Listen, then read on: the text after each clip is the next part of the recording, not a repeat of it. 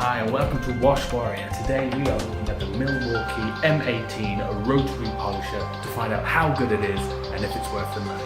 Check it out.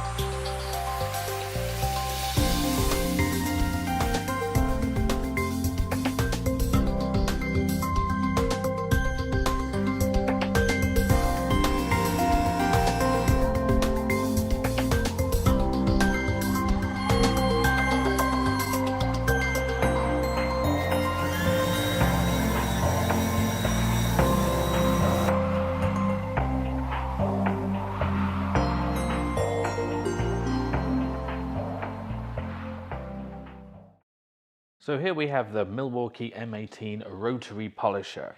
Now, Milwaukee boasts that this polisher is the first of its kind. 8 positions, variable speeds ranging from 360 reps per minute up to 2,200.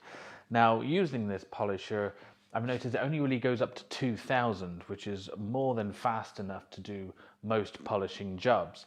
With a rotary polisher, it generates a lot more heat and it becomes generally more abrasive. So generally speaking, 2,000 reps per minute is generally decent for what it's worth. So the polisher comes with 2 batteries if you buy the largest set. The set comes with 2 batteries, 2 handles, one for the side and one for more of one's a handle and one's more an arm bar, depending what position you're comfortable with. You can oscillate between them both. It also comes with a battery charger as well, which I'll include later on. It also includes a carry case as well, very durable, and where you can put all of your gadgets and attachments in there as well. Batteries is the battery can bump if you're not paying attention or you get too close to the paint or you're moving the polisher around. You can bump the battery on the paintwork as you're polishing. But the good thing about these batteries are they have a rubber base, so this will minimize the risk of any paintwork when you're polishing. Other things about these is this is a 180 millimeter polishing disc on the top, which means you can include essentially polishing pads up to 9 inches. I use the final pad which comes with the polisher is a wool pad. Now wool pads are almost the same as foam pads. Wool pads or lamb's wool pads are more aggressive on the paint. They can do the job a lot quicker or more effectively than most foam pads. But one of the drawbacks of using wool pads is they don't leave a decent finish on the car. Most professional valeters can see the difference between a car that's been wool cleaned on a wool pad and rather than a foam pad.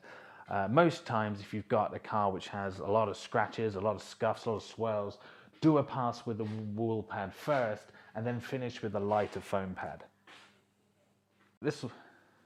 Rotary polishes tend to be more coarse and abrasive since all the energy is concentrated in a single area.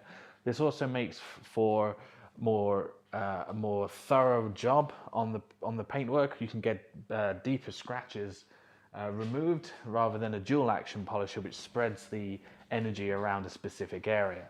Now, one of the drawbacks with a rotary polisher is it is prone to errors if you're a beginner with a polisher. Rotary polishers tend to allow you to make more mistakes. One of the mistakes being you can burning the paint by leaving the polisher too long, or catching or nipping the paint using the side of the polishing pad can damage the paint, and also running across paint which is on a different surface. So rather than an aluminium bonnet, you can also have plastic fairings around the base, and these require a different attention to the amount of pressure you put on. A dual action polisher is a little more forgiving in this matter. So a dual action polisher, the head spins in a concentrated circular action around a pivot, so on a spindle. So it turns for a wider circulating motion while spinning around its base. So this spreads out the attention, the energy around the paintwork to a larger area, which allows you to be a little bit more dynamic with your polishing. You can move it quicker. You don't have to specifically think about what you're doing as much. It's more forgiving on the paint than you would do with a rotary polisher. So let's conclude right now. So this polisher I can't rate highly enough. Considering it being mobile, you can take it with you, you can buy attachments, you can buy upgrades for it. It's incredibly durable. I've now polished over 50 cars with this and it still works as if the day I bought it. The batteries that come with it last for a really long time, and also the attachments, the polishing pads you can get with it, they're so vast and many amounts you can choose from Amazon or eBay, for example. You can really experiment with what it has to offer. Now, even if you're a beginner, you can put some less abrasive pads on and just go for it. Go and experiment, because you can feel all the movements through the polisher, so you know if you're on the one area for too long. You can get used to the weight, you can get used to the different angles and the different handles you have to go with it.